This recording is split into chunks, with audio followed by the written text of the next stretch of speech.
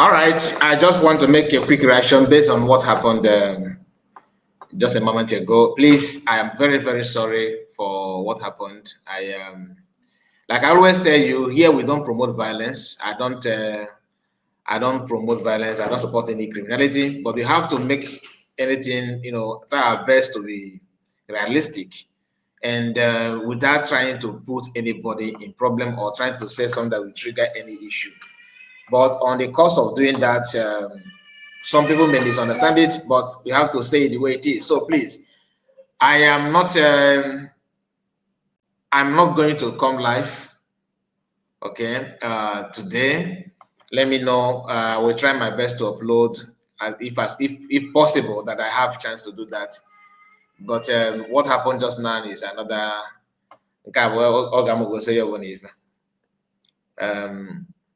Among if butere the problem or among if ga-asị kịta na ya bụ ife anyị kwuru butere ya bụ nsogbu because everything so not only na end na there edit is good in my both my the live stream ha wepụrụ everything wopụ ya ncha force minute na ka igosi gị ife a na-eme adịrịzi ọkwa sometimes bịa ọ bụ na na-ayọ unu gawa ahụ like ya video so anyị na nke ọzọ ndị be anyị na-ada azụ ihe a one of it ọ ya bụ ihe na-eji maka ya wee na-ekwu datin ifu gị na so ama m some people akpọrọ m na phone na-ajụ m ka ife mere n'ogini mezinu na owu ọzọ ya just kwụpụ everybody n'ọkụ wee not only kwụpụ n'ọkụ kwụpụchakwa sef wee fichepụrụ ya bụ ihe nke gosi gị na ụlọ dị ife na-eme ụta makịta na aka m na-eche gịnị bụ ife ahụ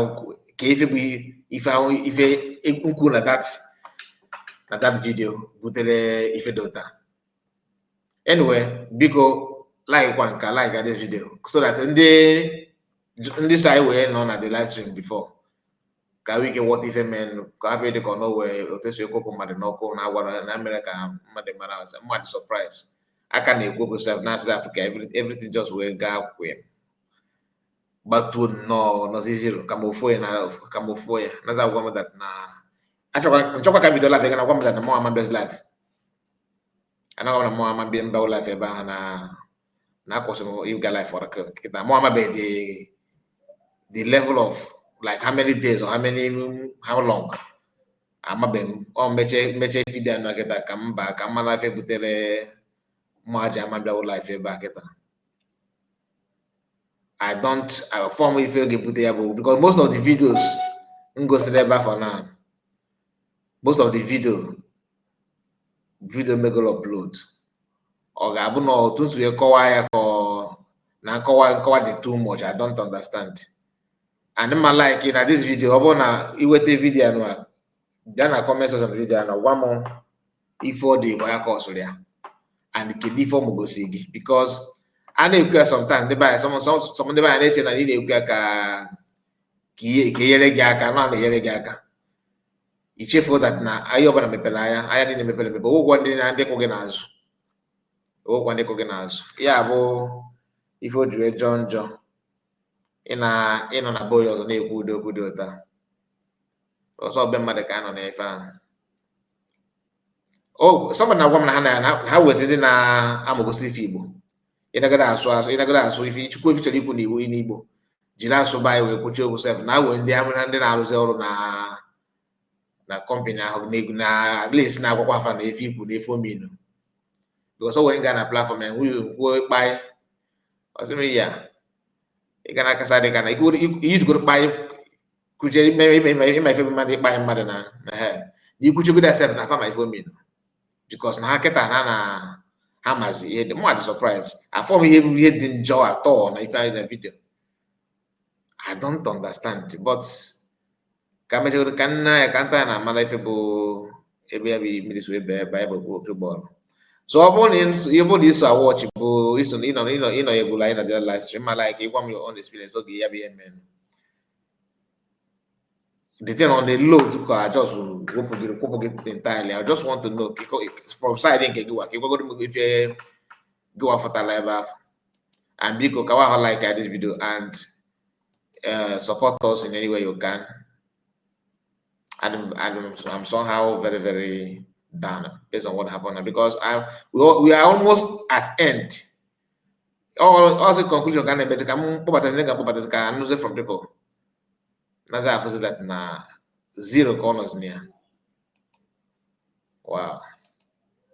I don't know. I don't know. I don't know. I'm surprised. I'm very, very, very surprised. I'm just trying to go through Kamama if a could name ever. Mama any reason. If I want to follow the community standard.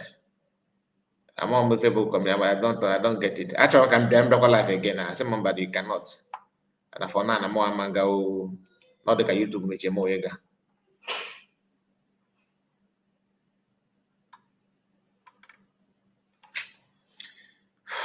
Anyway, because just let me know your own take on that. Let me know what you think about it. I'm just confused about the whole thing. I'm just confused about the whole thing. Let me know your take on that. Let me know your own experience. Ogo men kedifi water nya kefi men kekos we kupo gina in on a load. Just need load. Everything just not end there with that again sign. So one person if you go if experiencing ke obo na phone we that na like make can get so na just copy na go that na the video does go available. But my like came from you as well. Can matter your own encounter with the whole thing. Your own encounter on the whole thing because a lot of female expert at all. If it goes almost zoom whatever, it goes somewhere here. It goes somewhere nothing. And the video, baby, that package and then when you go package a motor, I have used that here. Anybody, you want to watch my video, girl? You're supposed to give this video before. It is good me once. We made illustration as well, but not as deep as this one. I can tell you that one. But in cap, this is considered as if no way any. So man, be life. I could not fool. Each one also the blue you have be me go look if you want to make go soon makasana para wana otu asi we were picture the video the Okigwe security outfit na that you read maybe me video can separate can go different go fall before I will do that or run that one separate on a separate video. This is just my reaction on this because I did not expect it at all. Anyway, please like the video and subscribe to the channel if you are new. Let's see. Let me know your own take on that. What you encounter? How do you feel when the whole thing happened? Anyway.